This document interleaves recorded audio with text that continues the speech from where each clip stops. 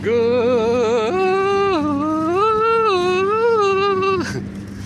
good, good morning.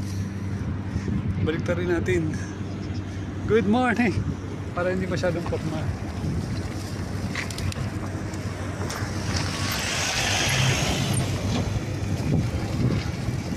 Good morning! Kamusta naman kayo dyan? Andito tayo ngayon sa nature. Ito ang aking closest nature. Mga few meters from my house. Andito na tayo. Dito po lagi may dumadaang eroplano. Ayun! Can you see it? Can you see it? Pwede natin focus. Ikaw ba ay Cebu Pacific? O hindi? Cebu Pacific. Okay, it's a fun day today. Samahan nyo ako dahil magsa-solo picnic tayo. Solo picnic tayo dito sa dagat. Let's solo picnic here in the ocean.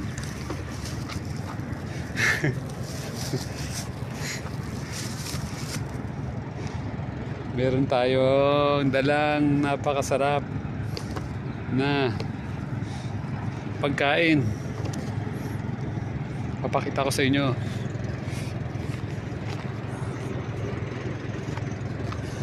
Whew! Solo picnic tayo. Busin natin to. Busin natin to.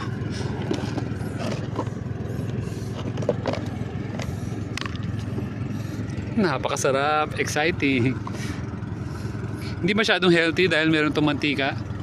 Pero meron naman tong toge. Asan na? Asan na ang magic? Magic sausawan. Okay, kakain na tayo. Habang kumakain, ay, good news pala sa inyo. Kakatapos lang po natin. First time po natin mag 36 hours. 36 hours na fasting. Ay, sa wakas, na-desisyon na natin. For the longest time, kasi naghahanap tayo ng mga solusyon para tayo'y mag-de-aging. Kanya-kanyang discovery kung paano mag-de-age. Shaw. Ba't tayo excited kumain ngayon? Kasi starting Friday night,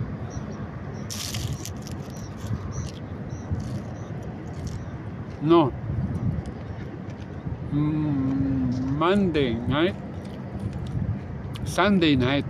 Okay. So Sunday night, nag-start tayo alas 7 ng gabi. Stop eating. Walang kakainin.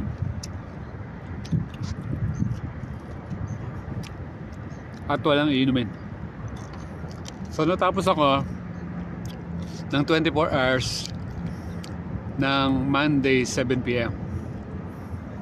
Pero tinuloy-tuloy na natin kasi matutulog din naman tayo ng alas 7. Tinuloy na natin hanggang alas 7 ng umaga ng Tuesday. So total 36 hours. Grabe yung test. Syempre ako naman nag-set nun. Kailangan maging successful. Pero kaninang madaling araw, nagising ako kasi parang tuyong-tuyo na yung lalamunan.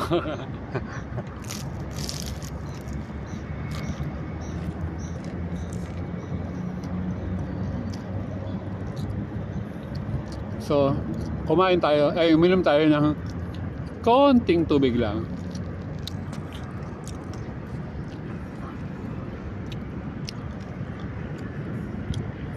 Para matanggal yung konting uha. So, to break the fast, yung totoong break fast, binibreak mo ang fast.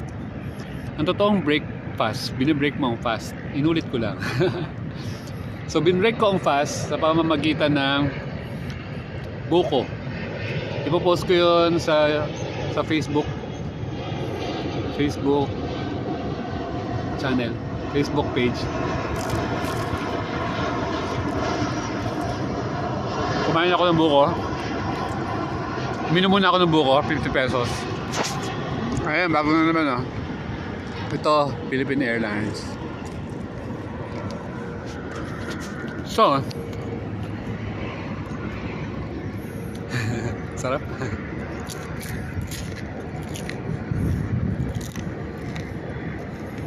After ng buko na 75 na 50 pesos, yung buko juice ininom talaga natin ng solid na solid. In-enjoy ko yun mga 10 minutes na inuman. Tapos meron yung konting laman. Ang sarap ng laman kasi medyo tawag, medyo ano siya,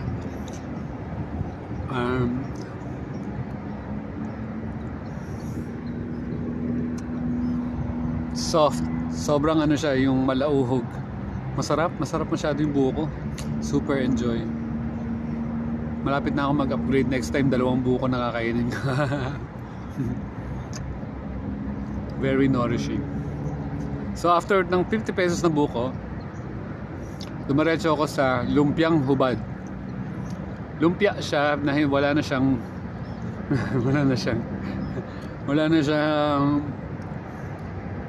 lumpia. Yung laman lang, which is ubod. So kinain ko siya another 30 minutes. After 30 minutes ulit, pumunta tayo sa bilihan ng lumpiang toge. Which is ito na yun. So pangatlong pagkain na natin ito na kinakain mula nung tayo nag-break ng fast. Yung totoong breakfast. Hindi totoo yung breakfast, lunch, dinner. Mahirap yung ganong mindsetting. Imagine mo kain ka ng kain, same amount. At iba-iba. So ito sa akin, kasi ngayon ang ginagawa ko, twice a day ang kain. So ito yung aking first meal. Ano ba ngayon? Alas 7. Mamaya ulit, isa pa.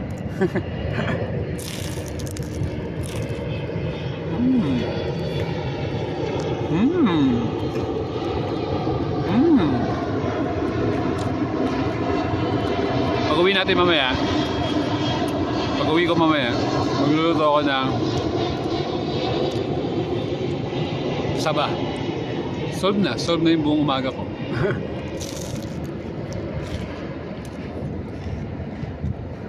Sarap. No?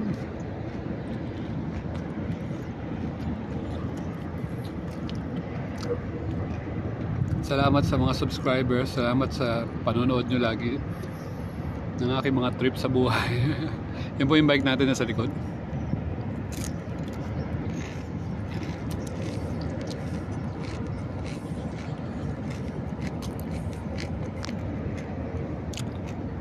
Number 3. Yan tayo kalakas sa bumahay ng lumpia. Alam nyo ba na hindi ako nag-rice? Ito na yung pinaka-rice ko.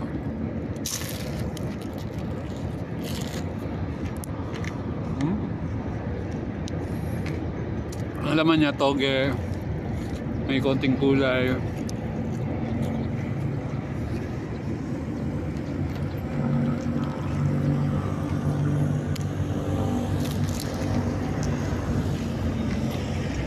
So yummy. Ubusin ko na to kasi masarap lang to pag mainit.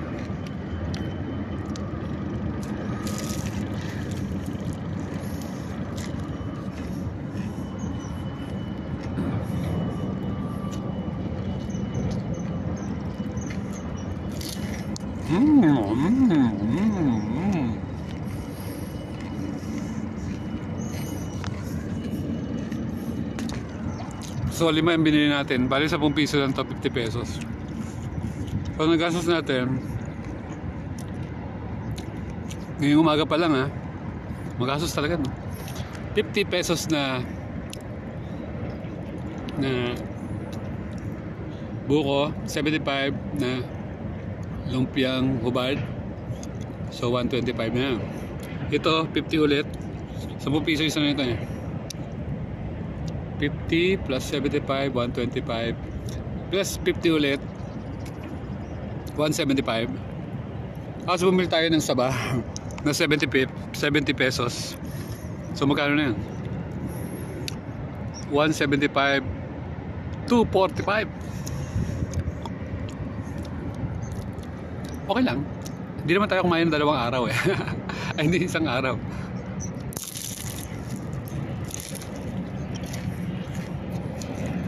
Ito lang.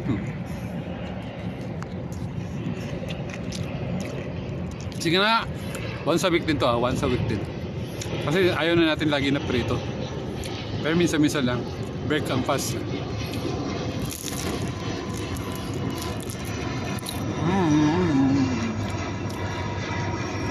So happy ako today kasi successful yung ating fasting. Successful ang ating breakfast. Nandito tayo sa nature.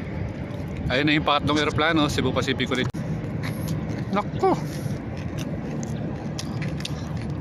Cebu Pacific.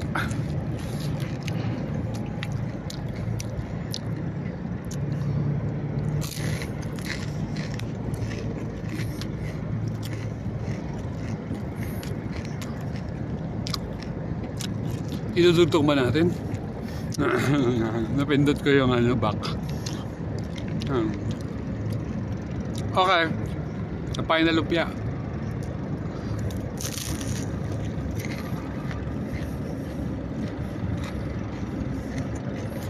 Nahihila na ako.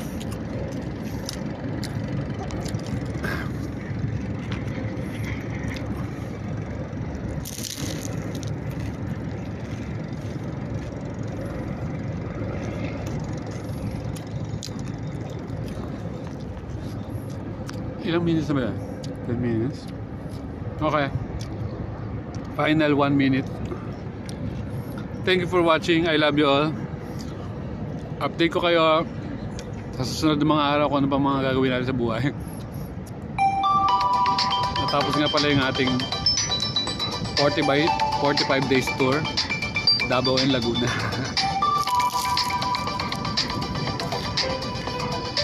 Bye-bye. Thank you for watching. I love you all. Buhay sakto tayo. Malaya, masaya. Malaya, masaya. Payapang buhay para sa inyo. Bye. Na-requestan po tayo mag-video ng ating Buhay Sakto kids dito sa so ang gagawin natin, i-video natin yung paglipad ng kalapati.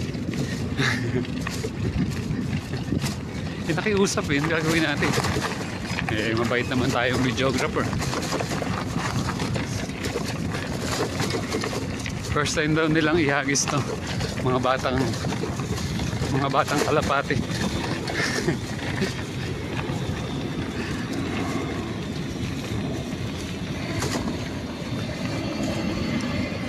Okay. Isa-isa lang ha? Ha?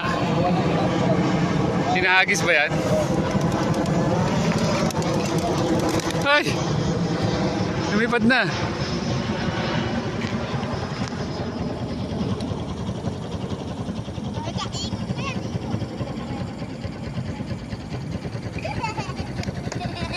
Yay! Saan kayo pupunta? Yoo! Susundan mo natin saan sila pupunta? Dito yan.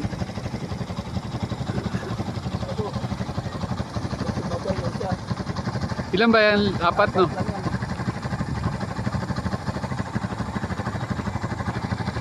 Nasaan na yun? 5, naging 5.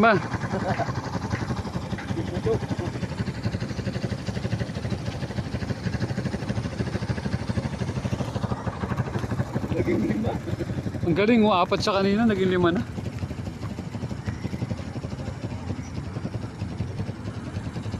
Kita nyo ba yan? Kita nyo ba yan? boss. Nakadagit. Ayun na, na-video na natin sila. Idudugtong na lang natin sa video kanina. I love you all. Thank you for watching.